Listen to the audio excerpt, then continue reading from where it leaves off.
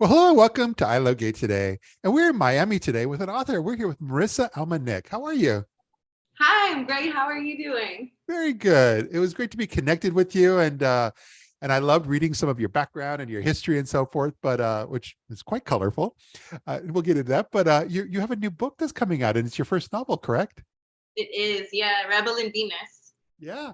And so, yeah, tell us a little bit about that. One of the notes that that I wrote was semi-autobiographical. So there must be something juicy there. There's a few juicy things.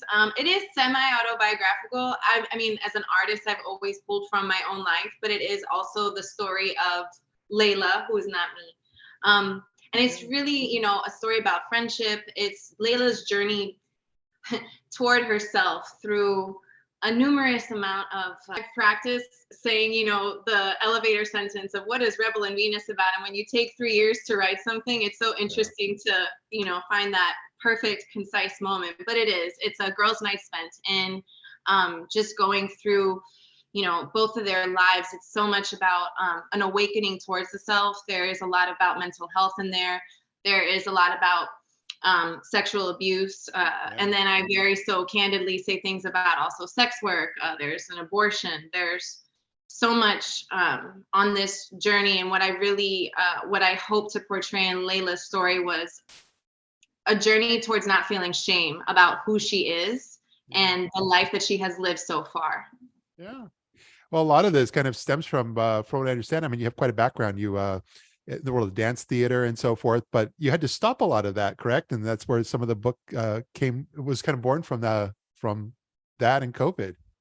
Yeah, 2020. So I have been dancing professionally my whole life. I'm 38. I have only once been paid for something else, which was at Starbucks for 6 months. I've always done dancing. But I had a right knee meniscus tear during a performance in 2019, December. So right before 2020 started, which, required surgery and a 6 to 8 month rehab to where I'd also be in crutches, which is something I had never experienced as a dancer. I thought I would fly forever. Yep. And I've never had to sit still.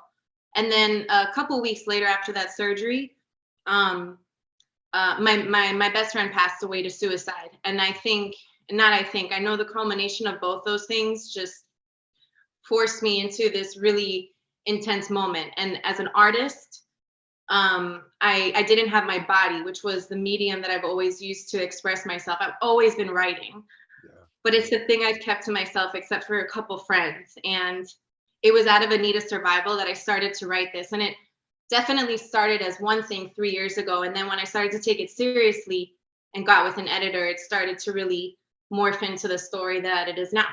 Yeah. Well, you're having a book release event June 2nd, I believe, in Miami. Yes. Yes. What's so interesting about this whole cycle is I also just had my left knee repair meniscus, which also tore during a performance a few months ago.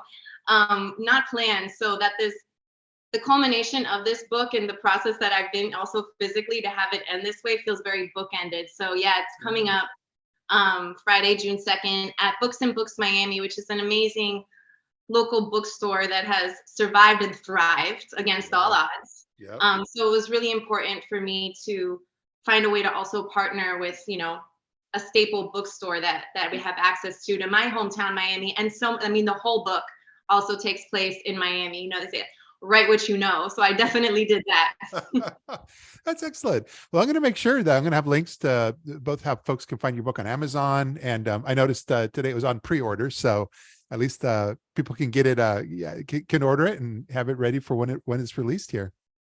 Yes, it's definitely available also for Kindle. And ebook version is, if that's the way you read, that's also ready. There's a couple of paperbacks in Miami at Books and Books now. But the actual release is May 26th. And so it's really, what I love about it happening in May is that it's also, Mental Health Awareness Month. Okay. And there's this precipice of suicide that is so present in the story. And again, losing my friend that way, and also nearly losing myself that way. Yeah. I wanted to write, and I know this is odd to say, but like a hero's journey for someone who suffers from depression and suicide. Um, and just this plethora of things that's usually layered with so much shame on a person. And so I know the weight of carrying that around was something that I wanted to, that's where like it detours almost from my life, is Yeah. what's it like to have someone, you know, feel them full selves and proud of who they are, rather than suffering with, I wish I could be this other way that I'm not. Yeah. Yeah. Yeah. That's excellent. Well, like I said, I'm going to make sure that we link to where they can find the book, but also all of your social media as well. So folks can pick and choose how they want to stay in touch and continue to follow up with you. Yeah, absolutely. That'd be But fun. no, thanks so much for taking a few moments of your time and sharing a bit of your story with our audience here. And look forward to when the book comes out. Yeah, thank you so much too. I'm really excited about this, especially like the platform that you have. You know, Layla is super queer, um, and so it's. But I also, you know, I try to. Um, it's not written with so much. The story isn't about someone's queer journey, and so that was really fun for me to play with how it's just sort of a piece of who someone is. And so to speak to my heart, my people, my community, my audience, you know, through these platforms, I think is such a not that it's more important, but it touches me in a different way, you know. So it's something that I really appreciate, that sort of connection too. Yeah. Well, thank you. I love all this. So thanks so much again. It's good to meet you here. Thank you, Uh, Matt, so much. It was great to meet you too. Take care now.